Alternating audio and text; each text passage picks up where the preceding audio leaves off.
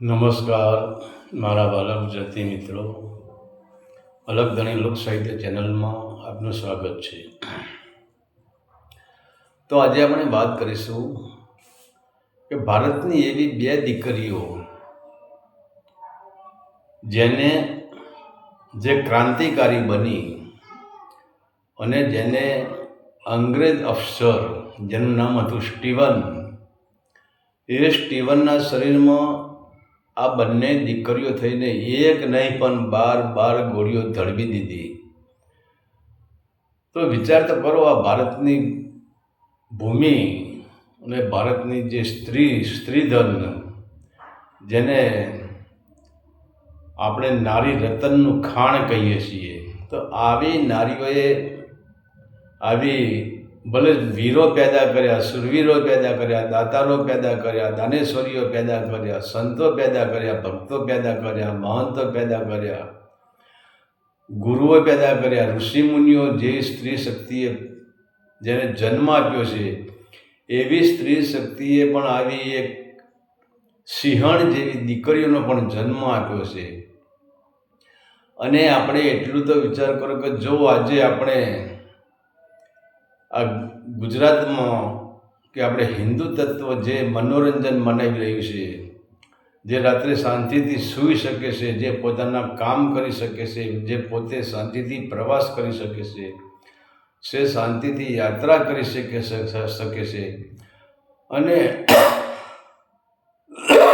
જે બિલકુલ કોઈ પણ ડર સિવાય આજે જીવન જીવી શકે છે, આનું મુખ્ય કારણ શું? અને જો એવા ટાઈમે આવી ક્રાંતિકારી દીકરીઓ ન હોત અને આવા ક્રાંતિકારી પુરુષો ન હોત, માનો કે મહારાણા પ્રતાપ ન હોત અને વીર છત્રપતિ શિવાજી ન હોત, તો વિચાર તો કરો આજે આપણી હાલત શું થાત. આપણે ક્યાંય ગુલામની બેડીઓમાં, આપણે જંજીરોમાં આપણે પકડાઈ ગયા હોઈએ અને આપણું જીવન ધૂળ થઈ ગયું હોય, તો આવા લોકોએ આજે આપણને ગુલામીમાંથી મુક્ત કર્યા છે. અને વિચાર તો કરો, જ્યારે અંગ્રેજો વખતે જ્યારે ક્રાંતિકારી પગલું લેવાયું અને એવા ટાઈમે એક ભગતસિંહ અને રાજગુરુ અને સુખદેવ જેવા અસંખ્ય માણસોએ આ માતૃભૂમિ માટે, આ ધર્મભૂમિ માટે, આ ભારત ભૂમિ માટે અસંખ્ય બલિદાનો પણ આપી દીધા છે. આવા લોકો સૂર્ય પણ હસ્તચર ચડી ગયા છે. અરે સૂર્ય ચડે ને, આ લોકોને એ ટાઈમે તો જે અંગ્રેજો પાસે ચાબુક હતો, એ ચાબુકનો માર મારવામાં આવતો હતો. અને એ ચાબુક કેવો હતો? એ ચાબુક જેવા તેવા ચામડામાંથી નહીં, પણ ઘોના ચામડામાંથી બનાવેલો ચાબુક હતો. અને એ ચાબુક જેના શરીર ઉપર મારે ને, અને એ ચાબુક જ્યારે શરીરે વીંટાઈ જાય એટલે ચામડું લઈને છૂટે, આવા ચાબુકના માર મારવામાં આવતા. એમ છતાં પણ એ લોકો વંદે માતરમ, વંદે માતરમ, વંદે માતરમ, વંદે માતરમનો જ નારો લગાવી રહેતા હતા. વિચાર તો કરો, આપણા માટે, ભારતને સ્વતંત્ર કરવા માટે, આપણને સુખી કરવા માટે આવા લોકોએ કેટલું બલિદાન આપ્યું છે. અને જ્યારે આપણે કહીએ કે જ્યારે બાદશાહનું જ્યારે અહીંયા રાજ ચાલતું, એ ટાઈમે પણ મહાન, જેને આપણે શૂરવીરો કહીએ, એવા મહારાણા પ્રતાપ અને છત્રપતિ શિવાજી અને આવા લોકોએ આજે આપણને મોતના મુખમાંથી બચાવ્યા છે. અને એટલે જ એમના પ્રતાપે જ, એમના કારણે આજે આપણે આનંદ કરી રહ્યા છે, આજે આપણે નાચી રહ્યા છે, આજે આપણે હરીફરી રહ્યા છે, અને આપણને કોઈ પ્રકારનો ભય નથી. તો વાત એમ છે કે હાજનું ટાણું છે, અને કહેવાય છે કે બે ઘોડેસવારો એના રાજમહેલમાંથી બહાર નીકળ્યા છે. અને આ બંને ઘોડેસવારોની પાછળ બાદશાહની જે ફોજ પડી છે. અને વિચાર તો કરો, એક બાજુ આ બંને ઘોડેસવારોના પાછળ બાદશાહની ફોજ છે, અને આ બંને ઘોડેસવારો એકલા છે, અને એમના ઘોડાને પણ ધન્ય છે. એ ઘોડા બાગડધમ કરતા કરતા ફોજને પણ આ ઘોડા પહોંચવા દેતા નથી. અને વિચાર તો કરો, આ લોકોએ જે બે ઘોડેસવારો બહાર નીકળે છે, આમને 85 ગૌનો જમીન કાપી નાખી છે, 85 ગૌ દૂર નીકળી ગયા છે. એમ છતાં એમના પાછળ જે ફોજ પડી છે એ ફોજ આ બંનેનો પીછો કરી રહી છે. અને જ્યાં 85 ગૌ નીકળી ગયા છે અને ત્યાં એવી ઘટના ઘટે છે કે એક ડુંગરાવાળો રસ્તો, સાંકડો રસ્તો આવે છે અને હવે આ લોકો ઘોડા લઈને આમ જાય છે. અને ત્યાંથી કહેવાય છે કે એ ટાઈમે જે બોરડી આપણે કહીએ છીએ એને કૂટીને જે ખેડૂત વર્ગના માણસો છે એ કોણી બોરડીને કૂટીને ગાયોને ભેંસોને ખવડાવતા હતા. તો એ બોરડીનો ભોર ભરેલું ગાડું આગળ જાય છે, પાછળ ઘોડા છે. હવે આ ઘોડાવાળા વિચાર કે હવે શું કરવું. આ બંને ઘોડેસવારો વિચાર કરે છે કે હવે શું કરવું. રસ્તો સાંકડો છે અને વચમાં ગાડું ઊભું છે. તો હવે ત્યારે પાછલા ઘોડાવાળાએ આગલા ઘોડાવાળાને એમ કહ્યું કે જરા તમારો ઘોડો જરા તમે સાઈડમાં લઈ લો, જરા બાજુમાં કરી દો અને હું મારો ઘોડો કુદાડી દઉં.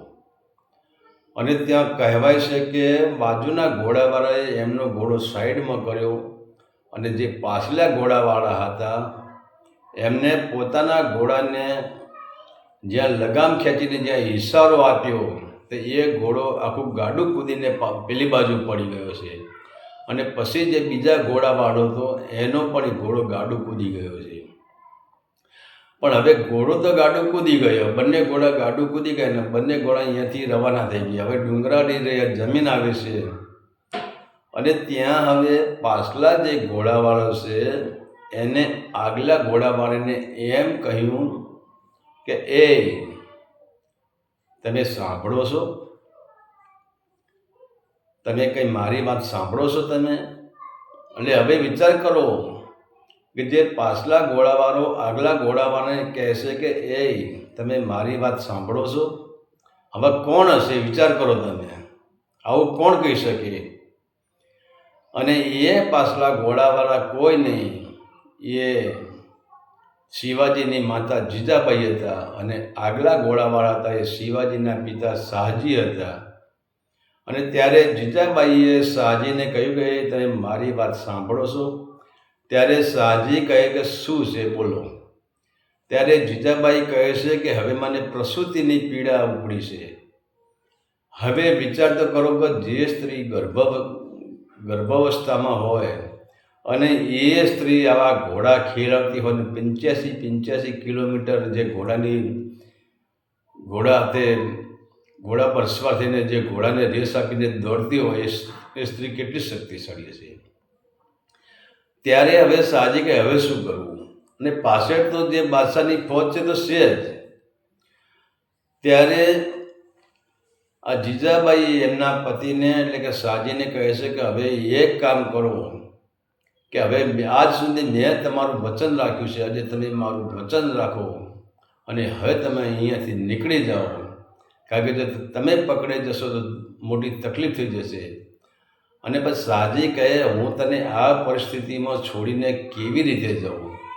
ત્યારે જીજાબાઈ કહે છે તમે મારી કોઈ ચિંતા કરશો નહીં, મારી ચિંતા કરવાની કોઈ જ જરૂર નથી. અને આમે પણ જુઓ તો જે જીજાબાઈ હતા એમના પિતાજી એ પણ આ જે લશ્કરની ફોજના જે વડા હતા એમના અધિકારી હતા, એમના પિતા પણ અધિકારી હતા.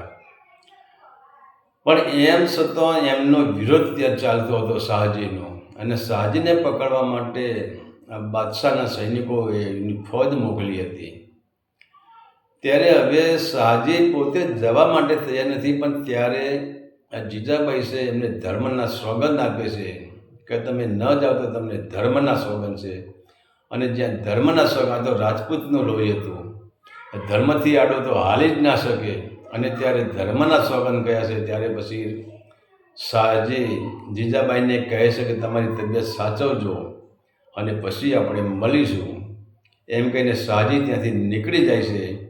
અને જ્યાં શાહજી નીકળીને આગળ વયા જાય છે ત્યાં આ બાદશાહના જે સૈનિકોની ફોજ હતી એ ફોજ આ જીજાબાઈની ચારે બાજુ ફરી વળે છે અને જીજાબાઈને ઘેરી લે છે. અને ત્યારે પછી જીજાબાઈ કહે છે કે એમને મૂળ પ્રસૂતિની પીડા એટલે કણસવાનો અવાજ આવે છે. ત્યારે જે સૈનિક હતો, મુસ્લિમ જે સૈનિક હતો એ પણ હિન્દુ જ હતો આમ તો, અને એને કીધું કે બેન તમે શું આ તકલીફ છે? ત્યારે કહ્યું કે ભાઈ મારે આવી તકલીફ છે. અને ત્યારે જીજાબાઈના જે એમના પિતાજી હતા એ પણ આ બાદશાહની ફોજમાં જ હતા અને એ પણ અધિકારી જ હતા. અને ત્યારે પછી કહેવાય છે કે જીજાજીને ત્યાં બંગાળમાં એમને ત્યાં લઈ જવામાં આવે છે. અને લઈ જવામાં આવે છે ત્યાર પછી કહેવાય છે કે એમને એક શિવલહેરી નામનો જે કિલ્લો છે એ કિલ્લામાં આ જીજાબાઈના પિતાજી છે એ જીજાબાઈને ત્યાં રાખે છે. અને ત્યાં આગળ આ શિવાજીનો જન્મ થાય છે. અને હવે ત્યારે આ કિલ્લામાં જે રૂમની અંદર જીજાબાઈ જે પ્રસૂતિની પીડા વ્યાપી હતી એટલે એમને રૂમ આપે છે. અને સવારે સૈનિક બહાર ઊભા છે અને જીજાબાઈના જે પિતાજી છે એ પણ બહાર ઊભા છે કે એ પોતાની દીકરી હતી જીજાબાઈ, એટલે એ પણ પ્રસૂતિની રાહ જોઈ રહ્યા છે. અને ત્યાં પછી જ્યારે બાળકનો જન્મ થાય છે, શિવાજીનો જન્મ થાય છે, ત્યારે સૈનિકોએ કહ્યું કે બેન શું છે? ત્યારે જીજાબાઈ વિચાર તો કરો, જીજાબાઈ અંદરથી કહે છે કે જે છે એ તમારો બધાનો કાળ છે, તમારા બધાના કાળનો જન્મ મેં આપ્યો છે, મુસ્લિમોના કાળનો જન્મ મેં આપ્યો છે. અને ત્યારે પછી જે જીજાબાઈના જે પિતા હતા, અને હવે તો એ ટાઈમે આપણે કહીએ છીએ કે આભમાં ઉગેલ ચાંદલોને જીજા, અને એ ટાઈમે અજવાળી રાત હતી અને અજવાળી રાતને આભમાં ચાંદલો ગયો હતો. અને ત્યાં જીજાબાઈને શિવલહેરી જે કિલ્લો હતો અને એ કિલ્લાની સામે શિવજીનું મંદિર હતું, એની બાજુમાં શિવજીનું મંદિર હતું. અને કહેવાય કે શિવજીના મંદિરની અંદર જ આ શિવાજીનો જન્મ થયો છે એટલે એનું નામ પછી શિવાજી રાખ્યું છે. અને હવે એ ટાઈમે તો વિચાર કરો કે આ જીજાબાઈએ એવું કહી દીધું કે આ જે મેં જન્મ આપ્યો છે તમારા કાળનો મેં જન્મ આપ્યો છે. અને ખરેખર આપણે જોઈએ તો જીજાબાઈએ શિવાજીને માટે શું નથી કર્યું, એમની ઘણી પરીક્ષાઓ કરી છે. અને એવા જો વીર પુરુષોનો જન્મ આપનારી જન્મદાતા જે જીજાબાઈ, અને એને પણ જો એની પણ આ ભારતની સંસ્કૃતિ ઉપર એની કેટલી નજર હશે કે મારા દીકરાને હું આવો બનાવું તો હું ભારતની ભૂમિનો ધર્મ બચાવી શકું, ધર્મભૂમિનો ધર્મ બચાવી શકું. અને આવા યોદ્ધાઓ ન હોત તો આજે પણ આપણે જે મોત શોખથી બેઠા છીએ, શાંતિથી બેઠા છીએ, શાંતિથી સૂઈ રહ્યા છીએ, આજે એ પણ બનત નહીં. કારણ કે એ ટાઈમે ધર્માંતરણ ચાલતું હતું. જે બાદશાહના માણસો હતા એ મુસ્લિમને જે આવતા હતા અને એ હિન્દુઓને મુસ્લિમ બનાવી દેતા હતા એ ટાઈમે. અને એ ટાઈમે હિન્દુઓ મુસ્લિમને દુઃખ આપતા હતા કહેવાય છે કે. અને આવી જ એ ઘટના, અને આવાને આપણે યાદ કરવાનું કારણ શું કે આજે આપણે પાછળનો ઇતિહાસ પૂરેપૂરો ભૂલી ગયા છીએ. આપણે અત્યારે અહંકારમાં આવી ગયા છે, હું આમ છું ને હું તેમ છું ને હું મારી મસ્તીમાં જીવું છું. અલ્યા ભાઈ, તું તારી મસ્તીમાં કેવી રીતે તું જીવી રહ્યો છે?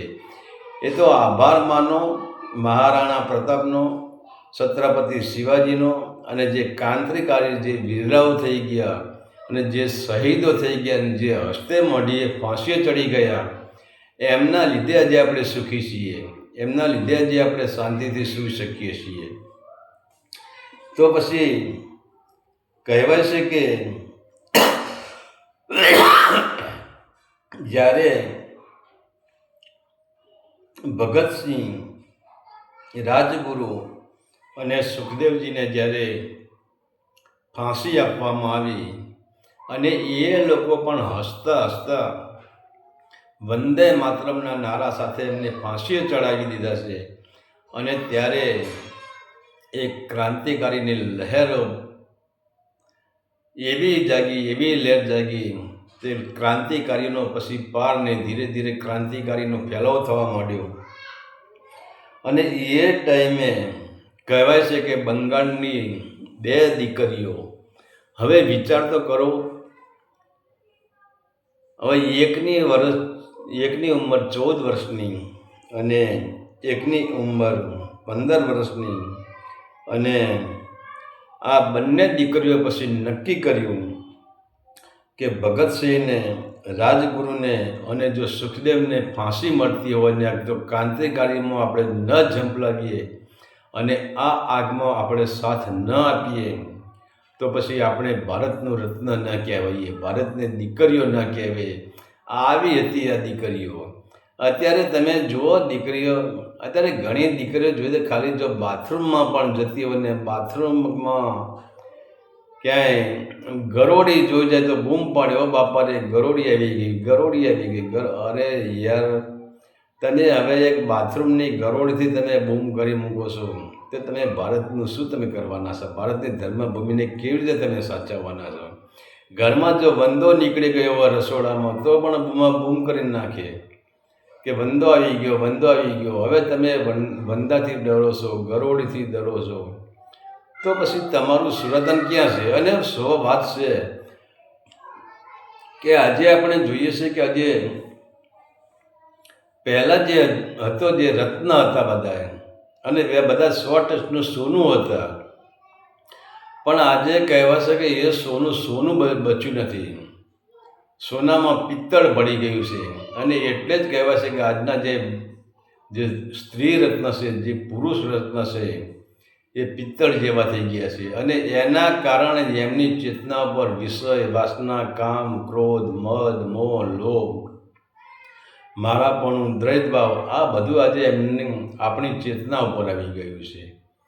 કારણ કે સોનું આપણે 100% સોનું રહ્યા જ નથી, 100% આપણે સુરવીર પણ રહ્યા નથી, 100% આપણે દાનેશ્વરી પણ રહ્યા નથી, 100% આપણે સંત પણ રહ્યા નથી. આપણે ક્યાંય 100% સોનું જ રહે નહીં. હા, જબલ્લે હશે, નથી એવું નથી. આ જગતનું નખો જ ગયું નથી. જગતમાં હજુ સુરવીરોએ પડ્યા છે, દાતારોએ પડ્યા છે અને સંતોએ પડ્યા છે.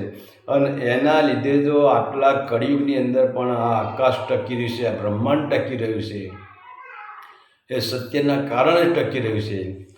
તો હવે આવી બંને 2 દીકરીઓ, એક 14 વર્ષની દીકરી અને એક 15 વર્ષની દીકરી, અને જેને ક્રાંતિકારીનું રૂપ ધારણ કર્યું છે, જેને જગદંબાનું રૂપ ધારણ કર્યું છે, જેને મહાકાલીનું રૂપ ધારણ કર્યું છે.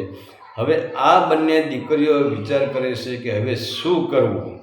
અને ત્યારે કહેવાશે કે ડિસ્ટ્રિક્ટ મેજિસ્ટ્રેટ જે સ્ટવન હતો, અને એ એટલો બધો ખતરનાક હતો, તો આ બંને દીકરીઓ કહે છે કે સ્ટવન સુધી કેવી રીતે પહોંચવું અને સ્ટવનને કેવી રીતે મારવો. વિચાર તો કરો, હજુ અભ્યાસ કરતી દીકરીઓ, એમને આ ક્રાંતિકારી પગલું ભર્યું છે. અને પછી તો કહેવાય છે કે આ બંને દીકરીઓ એ દેશ માટે, એ ફાંસીએ ચડવા માટે તૈયાર છે. અને ત્યારે પછી કહેવાય છે કે એક દીકરી જે સુનીતા ચૌધરી અને બીજી દીકરી હતી એ શાંતિ ઘોષ. આ સુનીતા ચૌધરી અને શાંતિ ઘોષ બંને બહેનપણીઓ હતી. બંને એક જ સ્કૂલમાં, એક જ કોલેજમાં ભણતી હતી. અને આ બંને 14થી 15 વર્ષની દીકરીઓ નક્કી કર્યું કે આપણે ક્રાંતિકારી પગલું ભરવું છે. અને એમને પોતાની રીતે પૈસા ભેગા કરીને 2 પિસ્તોલો ખરીદી, અને એની જાણ પણ કોઈને થવા દીધી નથી કે મેં 2 પિસ્તોલો ખરીદી. અને એક પિસ્તોલમાં 6 ફાયર થાય એવી 12 ફાયરની 2 પિસ્તોલ અમને ખરીદી છે. અને ત્યારે પછી એમને જે સ્કૂલમાં એ અભ્યાસ કરતા હતા એ સ્કૂલનો એક બનાવટી પત્ર, એક બનાવટી લેટર એમને લખ્યો છે. અને આ બંને દીકરીઓ આ લેટર લઈને જે ડિસ્ટ્રિક્ટ મેનેજર જે સ્ટવન છે, અને એ બંગાળનો ડિસ્ટ્રિક્ટ મેનેજર સ્ટવન હતો, એની જે રાજધાની હતી, આ બંને દીકરીઓ ત્યાં પહોંચી જાય છે. અને ત્યાં પહોંચી જાય છે પણ સામાન્ય ડ્રેસમાં પહોંચે છે. અને ત્યાં પહોંચ્યા પછી જે આ સ્ટવનના જે સૈનિકો હોય છે એ આ બંને દીકરીઓને અંદર જવા દેતા નથી સ્ટવન પાસે. ત્યારે આ બંને દીકરીઓ આ સૈનિકોના પગમાં પડે છે અને કહે છે કે અમારી સ્કૂલમાં અમે આયોજન રાખેલું છે, તો અમારી સ્કૂલમાં તમે પધારશો, અમે તમારું સ્વાગત કરવા તૈયાર છીએ, એવું પત્રમાં લખેલું હોય છે. અને ત્યારે કહે છે કે એ સ્ટવનને પાસે પછી આ લોકો બંને દીકરીઓને મોકલે છે, કારણ કે આ લોકોને ખબર પડશે કે આ તો સ્કૂલની દીકરીઓ છે એટલે કંઈ વાંધો નહીં આવે, આ ક્રાંતિકારી દીકરીઓ નથી, આ સ્કૂલની દીકરીઓ છે, એમ કહીને બંને દીકરીઓને સ્ટવન પાસે મોકલે છે. અને ત્યારે સ્ટવન પત્ર વાંચે છે અને આ દીકરીઓની સામે જુએ છે. હવે સ્ટવન એટલે એક નંબરનો નરાધમ હતો, અને એ જે દીકરી પર નજર નાખે એને એ બરબાદ કરી દેતો હતો. આટલો બધો નરાધમ સ્ટવન હતો. હવે જ્યાં સ્ટવનને પત્ર મળ્યો છે, આ બંને દીકરીઓ સ્ટવન જોડે પહોંચી ગઈ છે. દીકરીઓએ સ્ટવનને પત્ર પણ આપ્યો છે અને સ્ટવન આમ પત્ર વાંચે છે, તો પત્ર વાંચે છે પણ એની એક આંખ પત્રમાં છે અને બીજી આંખે એક ઘડીકમાં પત્રમાં જુએ છે, ઘડીકમાં બંને દીકરીઓ સામે નજર નાખે છે. ત્યારે આ બંને દીકરીઓને નક્કી થઈ ગયું કે આ સ્ટવન પત્ર વાંચી રહેશે એટલે આપણી સલામતી નહીં રહે, આપણા ઉપર 100% બળાત્કાર થવાનો જ છે. આ બંને દીકરીઓએ નક્કી જ કરેલું હતું. અને ત્યારે પછી સ્ટવનને પત્ર આપી દે છે અને દીકરીઓની સામે જે ત્યાં બંને દીકરીઓએ સ્ટવનના જ્યાં હજુ સ્ટવન પત્ર વાંચી રહ્યો છે અને એમાં એવું લખ્યું હતું કે તમે ન આવી શકો સ્કૂલમાં, તો પણ તમે અમને લખી આપો એવું કે મારે આ કામ આટલા પ્રકારનું કામ હોવાથી હું આ સ્કૂલમાં આવી શકું નથી, એવું પત્રમાં ઉલ્લેખ કરેલો હતો કે અમારી સ્કૂલમાં અમે જે મહોત્સવ રાખ્યો છે એમાં અમે તમને મોઘેરા મહેમાન તરીકે તમને આમંત્રણ આપીએ છીએ, તો તમારે અમારી સ્કૂલમાં આવવું જ પડશે, આવું અંદર ઉલ્લેખ કરેલો હતો. પરંતુ જ્યાં આ સ્ટવન દીકરીઓને તો ખબર જ હતી કે સ્ટવન પત્ર વાંચતા એની નજર જેટલી પત્રની અંદર નથી એટલી નજર આ બંને દીકરીઓ ઉપર હતી. ત્યારે દીકરીઓને નક્કી જ થઈ ગયું હતું કે આપણે અહીં પહોંચી તો ગયા જ છીએ, અને સ્ટવન છે એ પત્ર પૂરો થતાં જ આપણે બંનેને પકડી લેશે, એના સૈનિકો પકડી લેશે અને આ સ્ટવન આપણા પર બળાત્કાર કરશે અને આપણા પર જુલમ ગુજારશે, એ તો નક્કી જ હતી એમને. પણ આ દીકરીઓએ કોઈને પણ ગંધ ન આવે, કોઈને પણ શંકા ન જાય એવી રીતે આ બંને દીકરીઓએ પિસ્તોલો પોતાના કપડામાં એમને સંતાડી દીધી હતી. અને આમ જ્યાં બરાબર સ્ટવનનો પત્ર પૂરો થાય છે અને સ્ટવન જે પોતાની જે ગાદી પર બેઠો છે ત્યાંથી આમ ઊભો થવાની હજુ આમ તૈયારી જ્યાં કરી રહ્યો છે, અને એ તૈયારી કરતો આ બંને દીકરીઓ એટલે કે આ સુનીતા ચૌધરી અને આ શાંતિ ઘોષ, આ બંને રુદ્ર સ્વરૂપ ધારણ કર્યું છે. જાણે સુનીતા ચૌધરી હોય, માનો એ જગદંબા હોય, રણચંડી હોય, એવું રણચંડીનું રૂપ ધારણ કર્યું છે. અને આ શાંતિ ઘોષે જાણામાં રાક્ષસોનો સંહાર કરવા મહાકાળીનું રૂપ ધારણ કર્યું હોય એવી આ બંને દીકરીઓએ રૂપ ધારણ કર્યું છે અને રણચંડી બની ગઈ છે. અને પોતાના જે વસ્ત્રમાં જે પિસ્તોલ એમને સંતાડી હતી એ પિસ્તોલ કાઢીને આ સુનીતા ચૌધરીએ અને શાંતિ ઘોષે આ બંનેએ સ્ટવનના શરીરમાં 6 ગોળીઓ ધડવી દીધી છે અને ગાદી ઉપર જ એને પૂરો કરી નાખ્યો છે. તો આવી હતી આ સિંહ જેવી દીકરીઓ. અને અત્યારે દીકરીઓની શક્તિ તો એ જ છે, દીકરાઓની પણ શક્તિ એ જ છે, દીકરીઓની પણ શક્તિ એ જ છે. પણ કહેવાનો મતલબ શું છે કે અત્યારે વ્યસન ફેશન અને મોહજાળમાં આપણે બધા ફસાઈ ગયા છીએ, એટલે આપણે 100% સોનું રહ્યા નથી. અને ત્યારે પછી કહેવાશે કે જ્યારે સ્ટવનને મારી નાખ્યો અને સ્ટવન એની ગાદી ઉપર લોહી લુહાણ હાલતમાં પડ્યો છે, કારણ કે એક નહીં પણ 6 એટલે કે 12 ગોળીઓ એના શરીરમાં એને ધડવી દીધી. અને ત્યારે પછી કહેવાશે કે એના જે માણસો હોય, એના સૈનિકો, એના જે બીજા હોદ્દેદારો એ બધા આવે છે અને ત્યારે આ દીકરીઓને સજા કરે છે.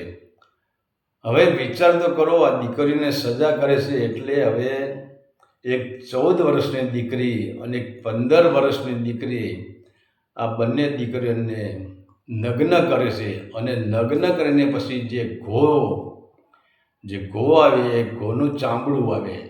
અને એ લોકો એ ટાઈમે અંગ્રેજો ઘોના ચામડાનો ચાબુક બનાવતા હતા અને એ ચાબુકથી શરીર ઉપર ફટકારતા હતા. એટલે ચાબુક શરીર ઉપર જ્યાં ચાબુક ફટકારવામાં આવે ત્યાં એ ઘોનું ચામડા સાથે સાથે શરીરની ચામડી પણ છૂટી પડી જાય અને એમાંથી લોહી નીકળતું હતું.